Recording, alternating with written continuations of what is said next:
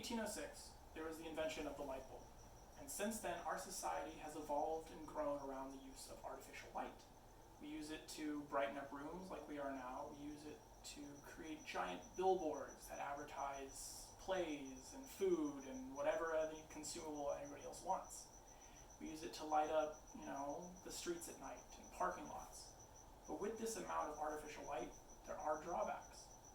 When you first think of light drawbacks, you think of how much energy they use and the non-renewable resources we burn to light our cities. You also can think of the non-recyclable light bulbs that we use. But I want to focus more on a pollutant that most people don't think about, the light itself. Light pollution is a growing pollutant throughout our society, and it has major drawbacks and can damage our ecosystems, mostly on the coastlines. So what exactly is light pollution? Well, light pollution is any light that penetrates an area where it is not wanted or needed. The Light Research Center from Rensselaer Polytechnic Institute in New York defines light pollution as an unwanted consequence of outdoor lighting that includes sky glow, light trespass, and glare. I'm sure we've all experienced, glare of driving down the street and you get blinded by the car in front of you, or sky glow where the cities seem brighter at night than when you're out in the mountainside. But I want to focus on light trespass. The Polytechnic Institute defines light trespass as light being cast where it's not wanted or needed, and that's what we're going to focus on. So how does light trespass affect our wildlife and our coastlines? Well, the animal that is most affected by them are sea turtles. National Geographic states that sea turtles can migrate for thousands of miles, but they always come back to the same exact beaches they were born in. When they're born, they use the magnetic fields of the Earth to memorize their beaches and can use that as a GPS to find their way back. Because of the specificity of the beaches, we need to protect them because they will not nest anywhere else. So light comes into play because it can affect and disrupt the nesting habits. A research paper published in the Journal of Photochemistry and Photobiology states that yellow and orange lights will decrease the successfulness of nesting mothers by 20%. This means it'll increase the amount of time they spend on the beach looking for a correct nesting spot, which means it's more time out of the water where they're safer. Now, once they've nested, they leave and go back to the ocean. The lights no longer affect them. But it also has an increased impact on the hatchlings. They stated that yellow light also excites predators, and there's more predators when the hatchlings come out of the sand than there was with no light at all. And also, hatchlings use the light of the moon to find the ocean. That is the brightest light to them, and the ocean for them is safety.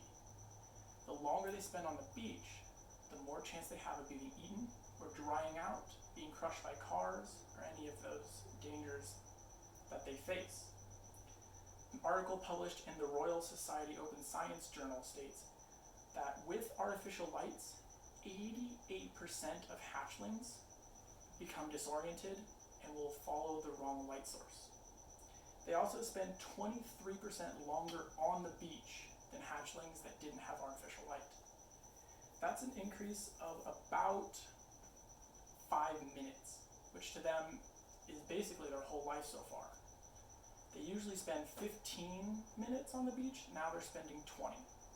That just gives them a higher chance for predators to eat them, to dry out, or any other dangers they face. So what exactly can we do and what is being done? Well, luckily, Florida, which is a common nesting place for loggerhead sea turtles as well as leatherback sea turtles, the largest in the world, it has passed a law in 1993. It's called Florida Law 62B. It's got a bunch of legal jargon, but what's most important is it has the model standards for new beachfront lighting and existing beachfront lighting. And in there, it guidelines new light procedures. They should be facing away from beaches.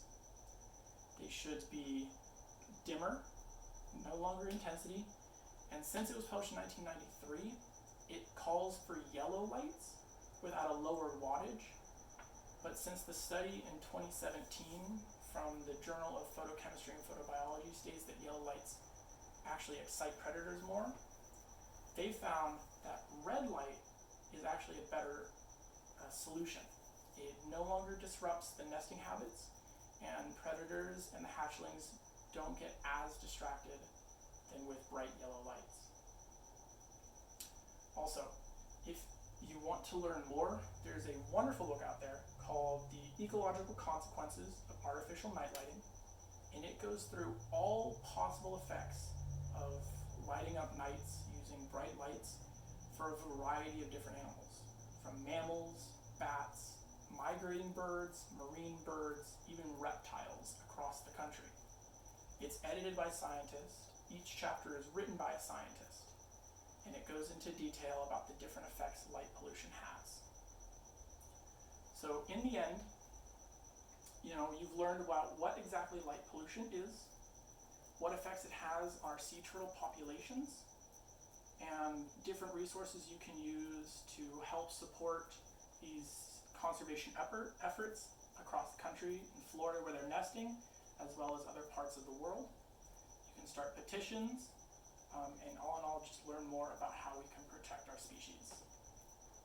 If you're still not sold on, light pollution as a bad thing, please watch Blue Planet 2.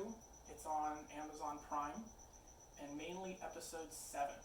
They have an entire section on the light pollution effects of hatchlings in Trinidad. It is a very moving piece, and I thank you for your time. Do we have any questions? Mr. Wright, how does light pollution affect marine animal life on the West Coast? That is a great question.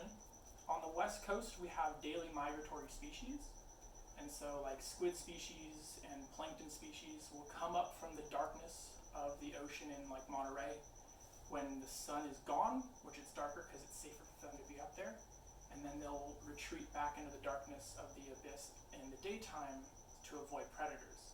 But with artificial lighting, it's hard for them to distinguish the day and night cycles because it is always bright on the coast. So it disrupts their habits of when they can come up to the surface to be safer to eat and when they have to go back down. Thank you.